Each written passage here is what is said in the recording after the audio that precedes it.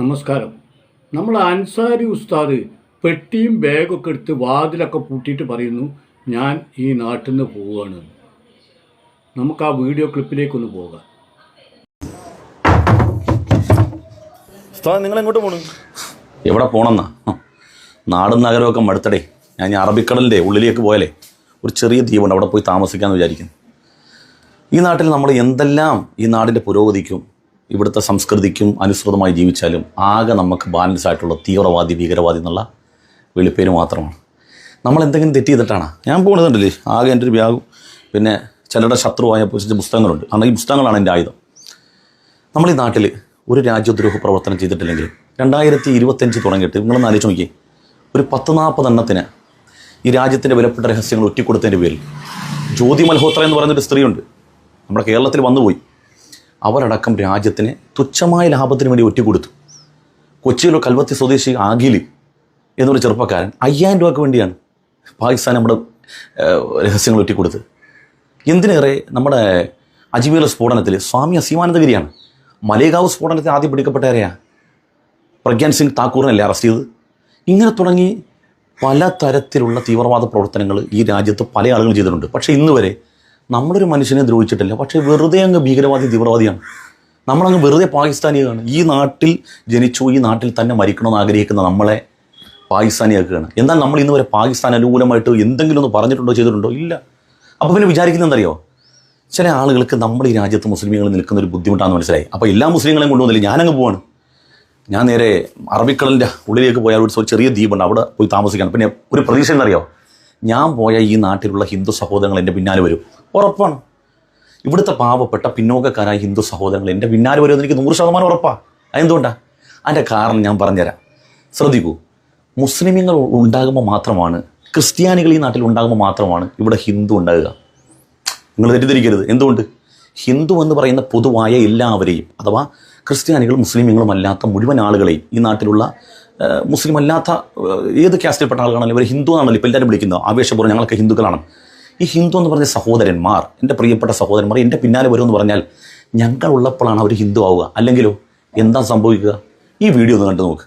ജാതി പറഞ്ഞ് കാനഡ കിടന്നടിയാണ്. ഇന്ത്യക്കാരുടെ ജാതി പ്രശ്നം ഇനി കാനഡ വരെ 3000 കാസ്റ്റും പിന്നെ 25,000 സബ് കാസ്റ്റും, അങ്ങനെ കാസ്റ്റ് പറഞ്ഞ് തമ്മിൽ അടിക്കുന്ന നല്ല അമ്പൂരി രാജ്യക്കാർ. അങ്ങ് പഞ്ചാബിൽ നിന്ന് കാനഡയിൽ വന്ന് സെറ്റിലായ 3 പേരും ടാക്സി ഡ്രൈവേഴ്സായി. ഇവിടെ അവരുടെ കമ്പനിയുടെ ഒരു സെലിബ്രേഷൻ നടക്കുമ്പോൾ 2 പേര് ചേർന്ന് മൂന്നാമനെ കളിയാക്കുവാണ്, ദളിതാണെന്നും പറഞ്ഞു. എന്നിട്ട് ഈ 3 പേരും കൂടെ ജാതി പറഞ്ഞ് പാർട്ടിക്കിടെ കിടന്ന് അടി. ഇൻസൾട്ട് ചെയ്യപ്പെട്ട യുവാവ് ഇവിടെ കാനഡയിലെ ഹ്യൂമൻ റൈറ്റ്സ് കമ്മീഷനിൽ പരാതി. ഈ രാജ്യം വിട്ട് മറ്റൊരു രാജ്യമായ കാനഡയിൽ പോയിട്ട് പോലും അവിടെയുള്ള അധകൃതരായ നല്ല ഉയർന്ന ശമ്പളത്തിൽ ജീവിക്കുന്ന ഇവിടുന്ന് പോയ ആളുകളെ വരെ അവരുടെ ജാതീയതയുടെ പേരിൽ അവരെ അടിച്ചമർത്തുകയാണ്, ആക്ഷേപിക്കുകയാണ്, പരിഹസിക്കുകയാണ്.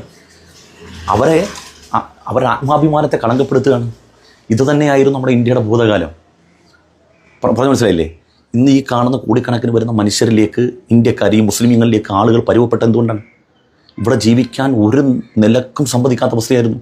സഹസ്രാബ്ദങ്ങളോളം പൊന്തക്കാടിൻ്റെ ഉള്ളിൽ ജീവിച്ച പറയന്മാരില്ലേ, മുട്ടിന് മുകളിൽ മുണ്ടെടുക്കാൻ കഴിയാത്ത ആളുകൾ, മാറു മറക്കാൻ കഴിയാത്ത ആളുകൾ.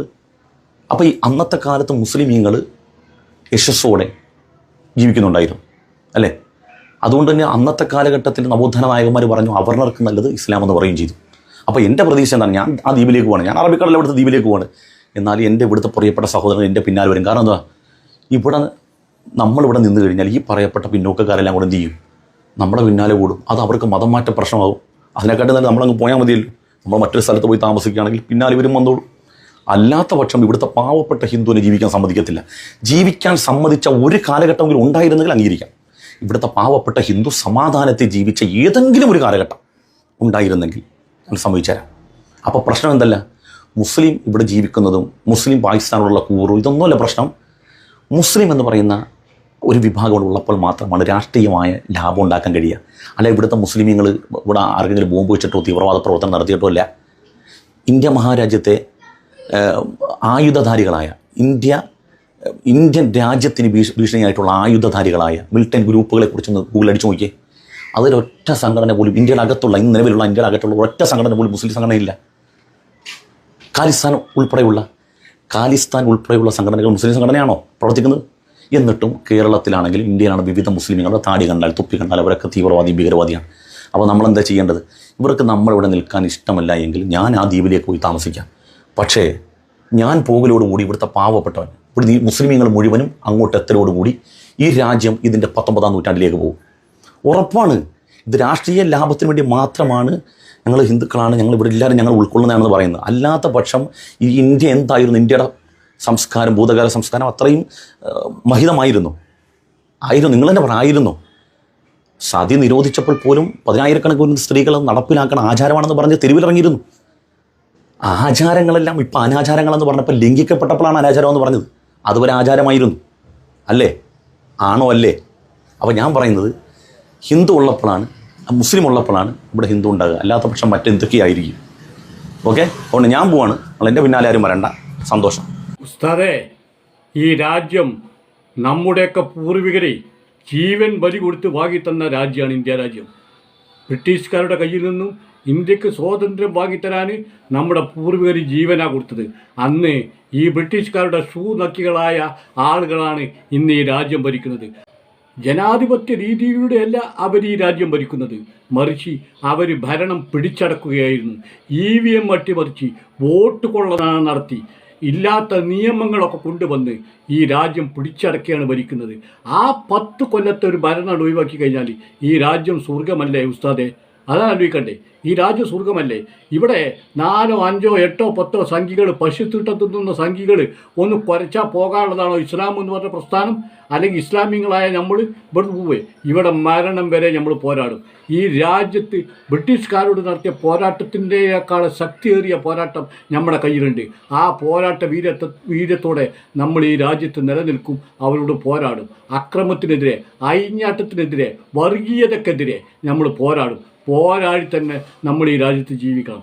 അല്ലാതെ 4 സംഖ്യകൾ വന്നു കാണ്ടി വോട്ടട്ടിമറിച്ച് അധികാരത്തിൽ കയറി ഇന്ത്യ രാജ്യം പിടിച്ചടക്കിയ 4 സംഖ്യകൾ വന്നു കാണ്ടി മുസ്ലിങ്ങൾക്കെതിരെ ഏതെങ്കിലും ഭാഗത്തു നിന്ന് 4 കൊര കുറച്ചാൽ ആ കൊരക്ക് ഭയപ്പെടുന്നവരല്ല ഇസ്ലാമികൾ. അത് ഞങ്ങൾക്ക് പറഞ്ഞു തരേണ്ട ആളാണ് ഉസ്താദ്. ഈ രാജ്യത്തെ ഹിന്ദുക്കളും നല്ലവരായ ക്രിസ്ത്യാനികളും നല്ലവരായ മുസ്ലിങ്ങളും ഒറ്റക്കെട്ട. അവർ ഭാരതീയരാണ്. അവരൊറ്റക്കെട്ടായി സ്നേഹത്തോടെ ഒരുമയോടെ ജീവിക്കുകയാണ് ഈ രാജ്യത്ത്. ഈ രാജ്യം കുട്ടിച്ചോറാക്കുന്നത് RSS സംഘപരിവാർ തീവ്രവാദികളായ ഭീകരവാദികളാണ്. അവരെയാണ് നമ്മൾ ഒറ്റപ്പെടുത്തേണ്ടത്. അവരെ ഒറ്റപ്പെടുത്തുന്നതിൻ്റെ ഭാഗമായി കഴിഞ്ഞകാല ബ്രിട്ടീഷ് പോരാട്ടത്തിൻ്റെ മാതൃകയിലുള്ള ഒരു പോരാട്ടത്തിന് തുടക്കം കുറിക്കേണ്ടി വന്നാൽ നമ്മൾ അതിനും തയ്യാറാകണം ഉസ്താദെ. ഇത് അങ്ങയുടെ ശ്രദ്ധയിലേക്ക് ഞാൻ കൊണ്ടുവരികയാണ്.